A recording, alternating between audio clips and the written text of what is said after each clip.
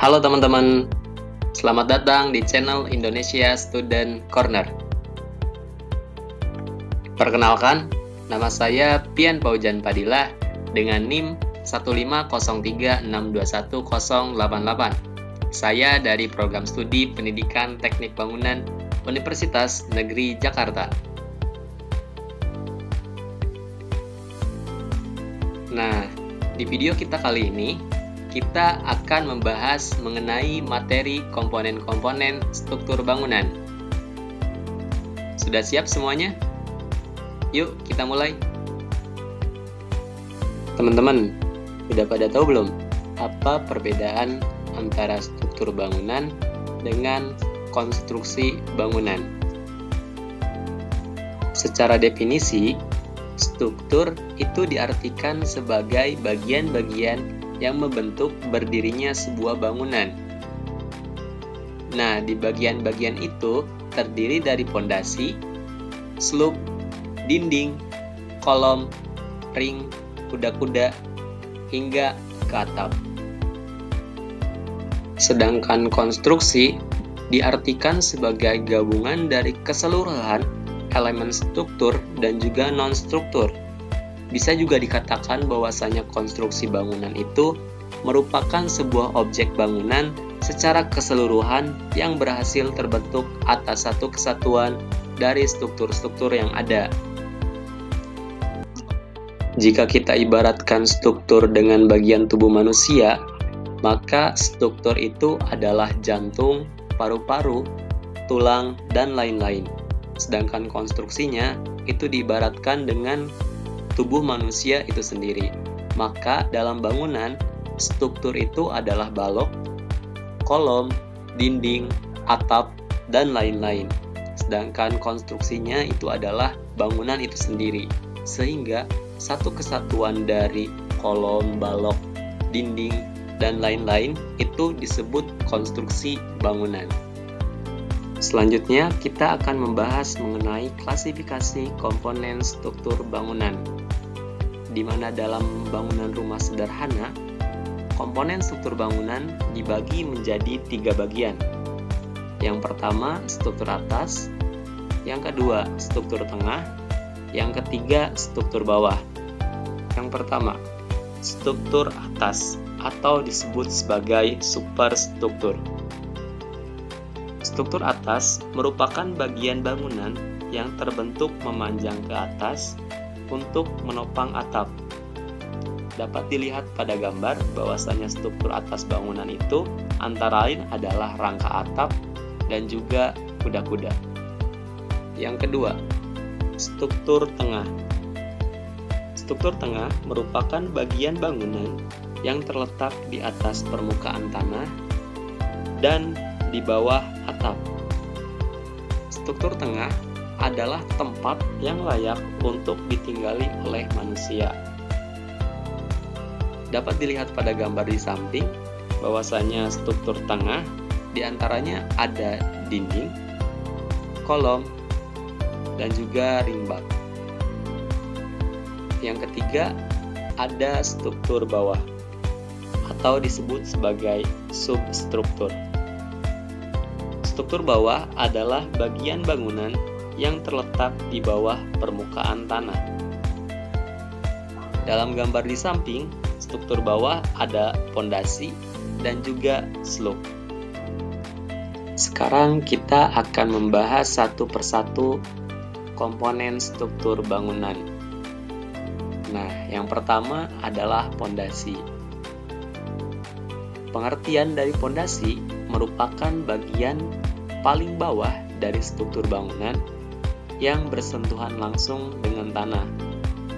Adapun fungsi dari pondasi adalah untuk menyalurkan beban dari kolom dan juga tembok dari struktur atas, lebih tepatnya, ke tanah.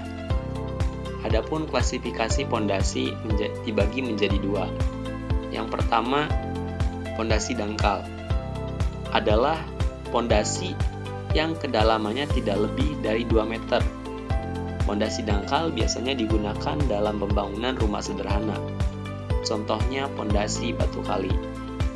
Yang kedua adalah pondasi dalam, digunakan untuk menyalurkan beban bangunan ke lapisan tanah yang lebih dalam.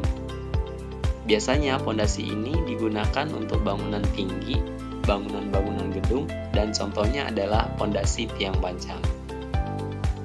Yang kedua ada slope. Nah, slope itu merupakan komponen horizontal yang terletak di atas pondasi.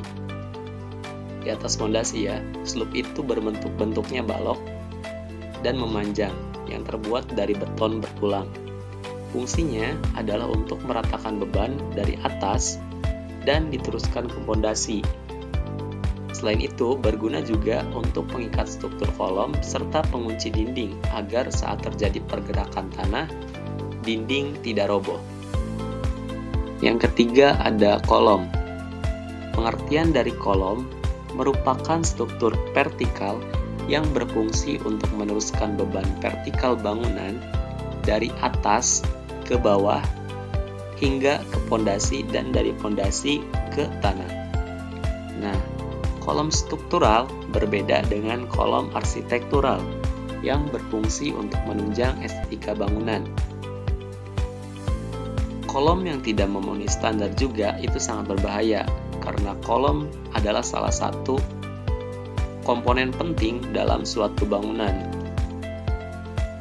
Nah, bagian ini, kolom itu perpaduan antara besi dan beton, yang dimana kedua bahan ini merupakan bahan yang sangat kuat untuk menahan tarikan dan juga tekanan. Nah, yang keempat ada balok dan ring. Tadi udah kita bahas mengenai kolom. Nah, sekarang kita bahas mengenai balok. Tadi kolom itu arahnya vertikal. Nah, sekarang balok arahnya berbeda. Balok arahnya horizontal.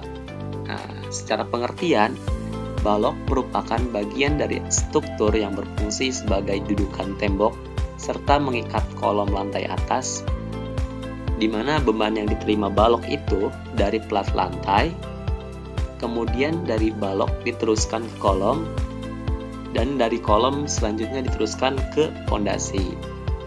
Nah, sedangkan ring balok itu merupakan balok yang berfungsi sebagai tumpuan struktur atap serta pengikat kolom dan dinding bagian atas. Yang kelima, ada dinding.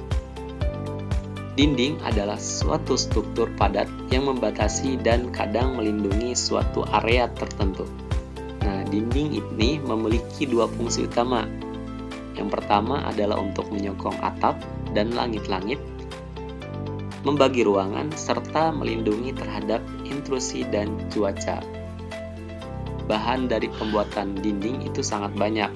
Ada batu bata, batako, dan lain-lain. Yang terakhir ada atap. Atap secara pengertian merupakan elemen utama struktur yang menutup atasnya sebuah bangunan. Fungsi utamanya adalah untuk melindungi interior bangunan dari tantangan iklim, sama kayak dinding. Dinding juga untuk melindungi interior bangunan, sedangkan atap untuk melindungi dari hujan, dari panasnya matahari, dan lain-lain. Nah, itu dia pembelajaran di video kita kali ini. Gimana? Seru bukan? Udah dipahami kan materinya? Nah, barangkali dari teman-teman ada yang belum dipahami terkait materi dalam video pembelajaran kita kali ini.